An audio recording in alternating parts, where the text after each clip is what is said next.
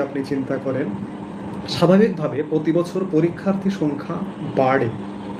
এবছর কি হয়েছে, 2024 সালের তুলনায় কমপক্ষে 1 লক্ষ পরীক্ষার্থী ড্রপ আউট, পরীক্ষায় অংশগ্রহণই করেনি।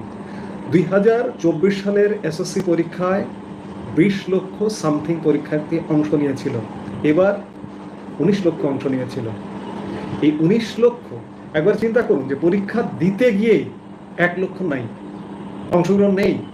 গতবার যদি 20 লক্ষ হয়ে থাকে তাহলে এবার তো 20 লক্ষের বেশি হওয়ার কথা, বেড়ে যাবার কথা, কিন্তু না, এবার পরীক্ষার্থীর সংখ্যাই কমে গেছে।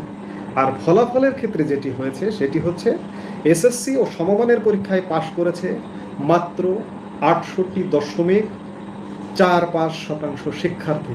সব বোর্ডের 11টি শিক্ষা বোর্ডের অ্যাভারেজ করে এই শতাংশ পাস।